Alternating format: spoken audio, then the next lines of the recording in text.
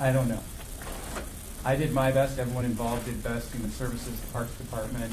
But this was kind of a no-win situation for everyone involved. So hindsight, you know, I do a lot of thinking about that and talking to a lot of people about it. But I couldn't give you a roadmap to the next time something like this would happen on the best way to de-escalate a situation like this. I just want the record to reflect that I don't think winter camping is a good option. Is there another place, is there a building folks can go in? I mean, I think the reason they're there is because they don't have a better option. The information I was given, and I know that, this obviously comes into the whole discussion of shelter, housing first, et cetera, rules at the shelters, time limits. I was told that for virtually everyone there, save for a couple of folks who I believe were not able to be admitted anymore because of some challenges to shelter, that there was shelter for everyone there. There was shelter available. So there was that option. I'm not saying it's a good place, a great place to be. I'm not saying it's a great option. It's for people who are homeless, it's a challenging situation. But the information I had was, with the exception of maybe a couple people there were options for everyone who was there.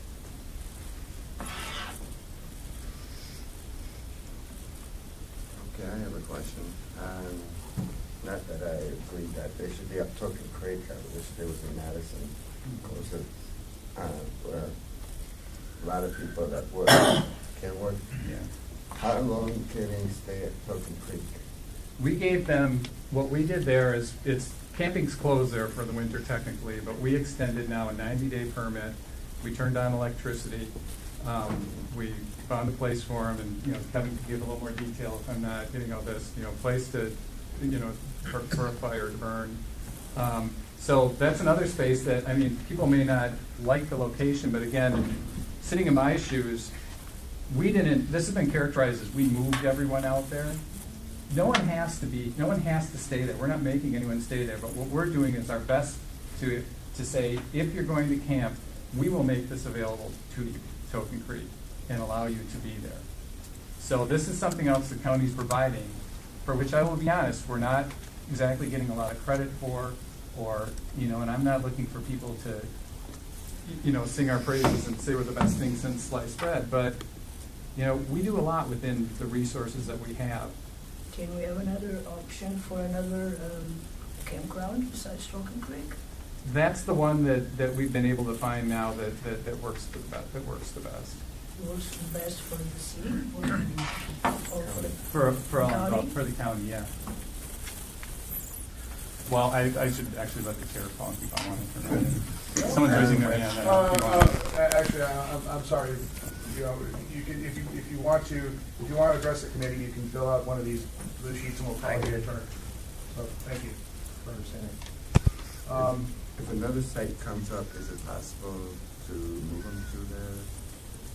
Well, I don't know that there's another site that will work that we've seen would probably be further away. We're doing this because the Occupy folks need a place to camp, and we're providing one for them. And again, this is one of those situations. This is not obviously an ideal situation, but again, this is the county doing it, and the county's being criticized for what we're doing, for providing this space. There are a lot of people who say we shouldn't be providing any space. There are people who say we're providing the wrong space. But I don't want to pick a fight with the city, but is the city providing the space? No. Is the city providing anywhere near the level of services that the county provides? No. But all of a sudden, the county is the organization that's coming under fire for our handling of what's been an incredibly difficult situation to which I don't think anyone has a really good answer. And I'm here to say, I had worked on this issue, you work on this issue, I've worked on this issue long before Occupy moved to Lakeview.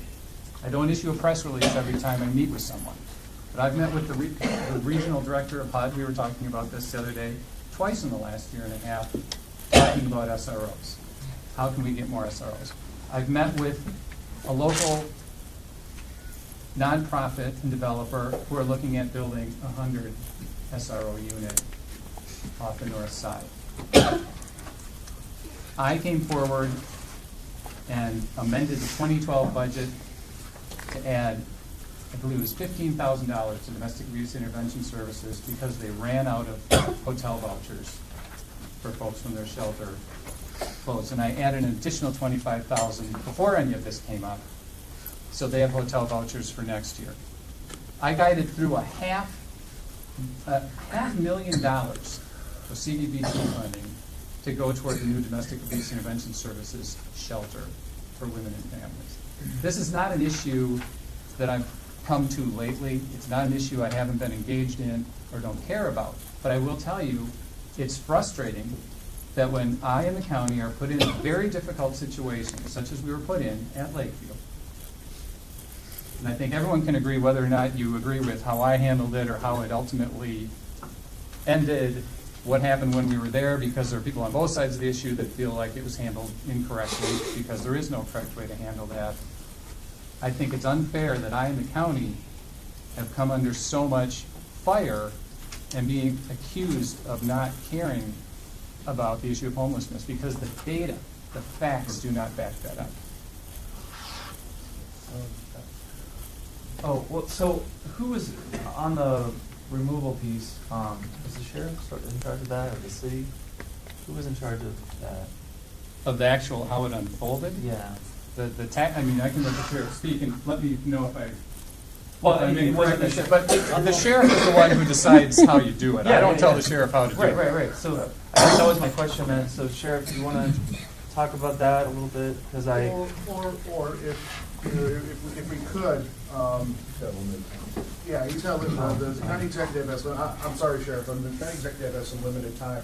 And we're taking them out of order, and then we're going to get to item number 4 in due course. Okay, sorry. So, Thanks for coming, Executive Parisi. I happen to agree with a lot of what you said. I've had a level of frustration as well with what we did with the budget. We were really proud of how we all worked together as a board and you to really get a lot of these services put into the budget.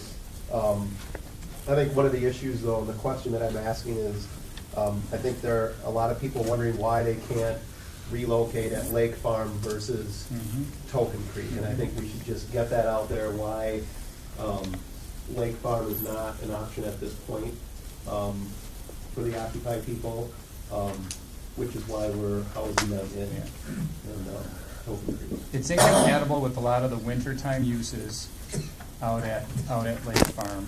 There were challenges at Lake Farm with some of the neighbors because of police calls.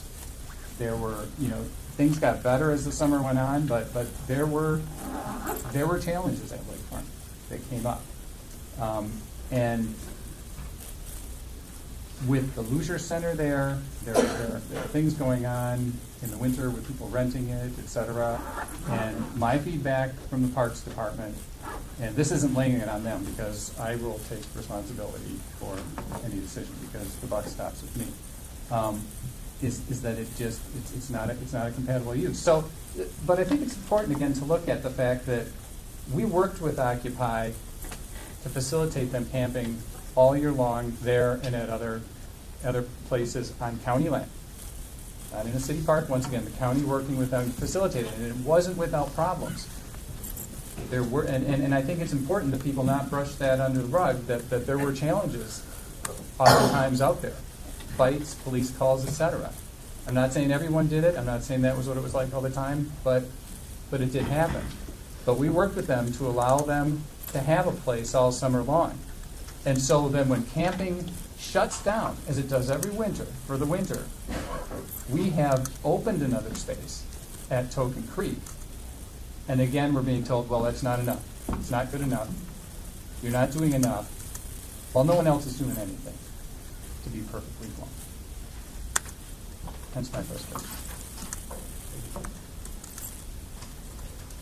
No one's camping at Warner Park. No one's camping at Tenny Park.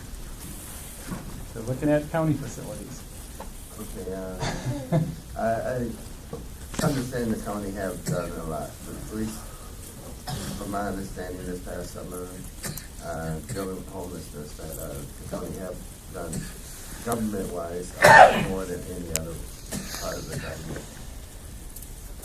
But a lot of these guys that from Occupy do work, and it's hard to get in from Token Creek. Right.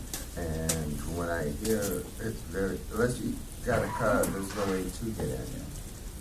So that's why I was wondering if there's any way to find a place within the city or someplace by a bus system where they can. On county property, not that I'm aware of, I mean, because if you look at, and I don't know the answer to this, but how many of the folks who work or out at Occupy would be eligible to stay in shelter? Okay. Well, So right there is a place that's on a bus line, and I'm not saying it's, it's the ideal this place to spend the rest of your life, but when we look at all of the challenges the county government deals with, all of the challenges regarding homelessness, and the fact that we're already providing this space, we're running vans out there, and they're twice a day. And sure, is there greater need? There's always greater need everywhere, but we only have a certain amount of resources, and if we put more resources into this group, they have to come from somewhere. And I'm not, I want to be clear too, and we talked about this a lot the other day. I think all of us can do better. And I think what's important is that we come together and work together in a productive manner to look at how we can do that. And we look at the different services that are provided, and first of all, how do we better coordinate and make all of those services accessible? We talked about that, and hopefully when we get the permanent day shelter, that could be a place where different service providers can come together. We talked about ideas like that Supervisor Whiteland brought and others about having one access point to services so people don't have to fill out form after form after form after form. I think there's a lot that we can do if we sit down at the table and work constructively with each other, identifying the gaps, identifying the challenges, and rather than pointing fingers, look at how we can strengthen the system. Because I don't think there's a person sitting in this room who doesn't care about this issue. We as with any other issue, we are all never going to agree that this exact path or that exact path is the way to get there. And while I may think this, may end up in the long run that I'm wrong. May end up that the person who disagrees with me is wrong. And I think we all need to be open to that assumption. I certainly, as I debrief, as I talk to people on this and other issues, I've had times when, gee, maybe I should have done something differently, and I'm open to that. I'm open to hearing about that. But if we want to address homelessness, if we want a comprehensive approach from SROs to shelter to drug and alcohol counseling to mental illness services, we have to do it together in a productive and open way that doesn't involve pointing fingers. Let's identify the problems and identify how we come up with solutions, or we're not going to be able to move forward. If we're just yelling at each other and pointing fingers and blaming each other, we're not going to get anywhere. So my plea to this committee and everyone in this room is we don't have to agree on every single piece of the problem or solution, but we need to decide how we want to spend our time. Do we want to spend it arguing about the 10% we disagree on, or do we want to look at the 90% that we can agree on? That we have to assess the situation, assess the resources, assess the needs, and figure out the best way to deliver services on the back end and in the front end with the goal of eliminating homelessness. I want to thank you for keeping your eye on the long-term objective of eliminating homelessness. I think there are thousands and thousands and thousands of people in our community who want to make sure that we're working in that direction.